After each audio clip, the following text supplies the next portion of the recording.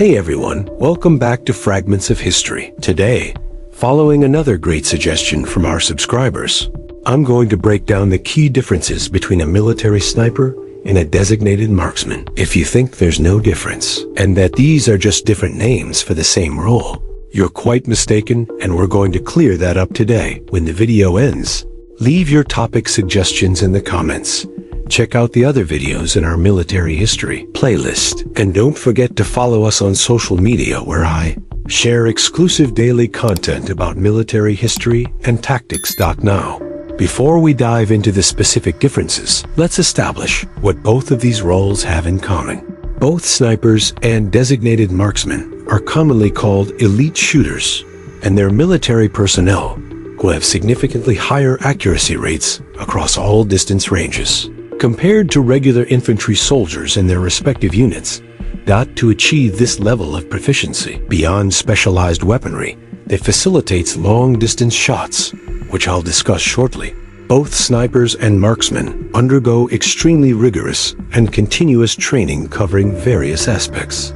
Medium and long-range shooting drills with both stationary and moving targets focus and concentration techniques, regardless of surrounding conditions. Body positioning for target acquisition, requiring the ability to remain motionless for up to 12 hours, as the perfect shot opportunity can take considerable time. Breathing control techniques that affect heart rate and influence shot timing, field navigation and directional orientation. Real time measurement of environmental data like temperature, wind speed, and atmospheric pressure that affect ballistic trajectory. Advanced camouflage techniques for various environments, applying to both the shooter and their weapon, and many other specialized skills.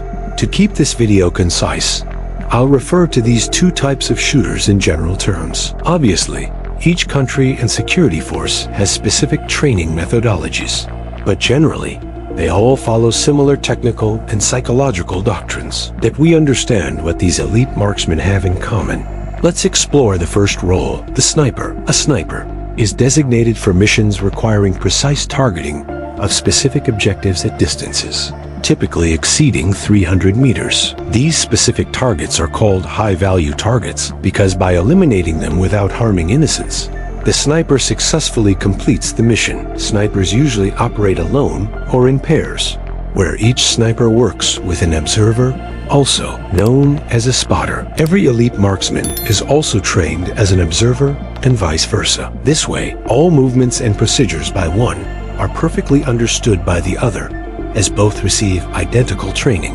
The observer has the crucial function of gathering necessary data for the sniper to make the most accurate shot possible. Using specialized equipment, the observer provides information such as exact distance to target, angular positioning relative to the target, environmental data mentioned earlier, other tactical considerations. The objective is to neutralize the target on the first shot. Otherwise, the chance of disaster is enormous, especially in hostage situations. But snipers aren't just about pulling the trigger. They also serve a crucial intelligence gathering role beyond shooting. Observers or snipers can use their long-range telescopic sights to provide strategic intelligence to command centers, such as number of combat vehicles at a base, troop strength, air defense capabilities, possible enemy escape routes, coordinates for airstrikes or artillery bombardment. Now, let's talk about the tools of the trade. What kind of weapons do snipers use to achieve this incredible precision? To achieve the lethal precision required on the first attempt, snipers typically use bolt-action rifles. This type of weapon has attributes that greatly facilitate single shots at long distances. Key characteristics: fewer moving parts in the internal mechanism, reducing malfunction risk and minimizing vibration during firing. Free-floating barrel with a single anchor point at the chamber exit, allowing natural oscillation during firing. Barrel length of at least 20 inches, 50.8 centimeters. Longer barrels help projectiles gain more velocity and rotation, ensuring they travel to the target with much greater stability, crucial for snipers who need such precise shots. Let me give you some examples of the rifles that snipers around the world rely on. British Accuracy International AWM, Finlandish Sako TRG .300 Winchester Magnum, 338 Lapua Magnum American Remington M24, 7.62 x 51 millimeters. 338 Lapua Magnum German Blazer R93 Tactical, .223 Remington, .308 Winchester.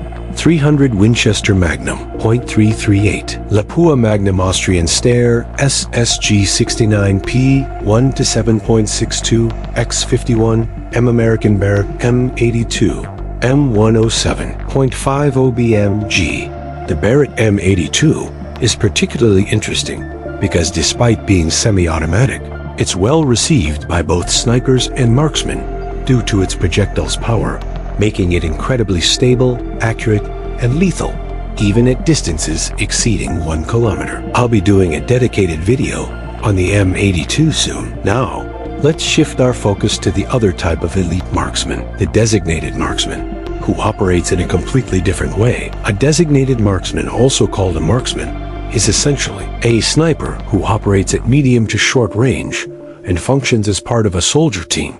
Unlike traditional snipers who work in pairs or alone while part of a military unit during missions, marksmen often separate from the group's core to position themselves temporarily at advantageous points for better threat visualization, target acquisition, gathering important information for the rest of the team following the main mission route. As the team advances, the marksman moves along, either rejoining the unit or continuing on a secondary route. Just like snipers have their specialized weapons, designated marksmen also use very specific equipment designed for their unique role. Designated marksmen typically use semi-automatic precision rifles, known worldwide as designated marksman rifles, DMRs. This weaponry is more accurate than assault and battle rifles, but has shorter range than bolt-action rifles used by snipers. DMRs provide a middle ground, helping hit distant targets beyond regular unit soldiers' capability while maintaining higher combat effectiveness than snipers in open firefights due to their semi-automatic nature. Here are some examples of the designated marksman rifles currently in use around the world. American Armalite ARA-10 Super SASS 7.62 x 51 Smith Enterprise M14 EBR 7.62 x 51 and German HK G28 7.62 x 51 Soviet Kalashnikov SVD Dragunov 7.62 by 54 Chinese Norinco Q BU-88 5.8 by 42 American Knights M110SA SS 7.62 x 51 millimeters. 6.5 millimeters Creedmoor marksman rifles also feature free-floating barrels, though various models have fixed barrels that still perform well within marksmen's operational distance ranges. Now, beyond all the technical aspects and equipment we've discussed, there's something equally important that both snipers and marksmen must possess: the right mental fortitude. It's important to emphasize that beyond all physical and tactical training, elite marksmen must maintain balanced mental health and live without vices. They receive necessary psychological training to perform their duties, as they must familiarize themselves with the idea that their primary function is executing perfect shots, nothing less. However, if they accidentally hit an innocent victim or fail to neutralize threats as required, they can face legal punishment. Before we wrap up, I want to hear from you, our viewers. I'd like to know two things from you in the comments. First, if you were an elite marksman, would you choose the sniper or designated marksman role? Second, would you have the courage to handle all that pressure and responsibility of eliminating or neutralizing aggressors, knowing that failure could result in tragedy? Share your opinion and feel free to discuss with everyone. I hope this video satisfied your curiosity about this topic, and thank you for watching until the end. Don't forget to like and share to support the channel. I'll be back soon with more fragments of military history. Until next time.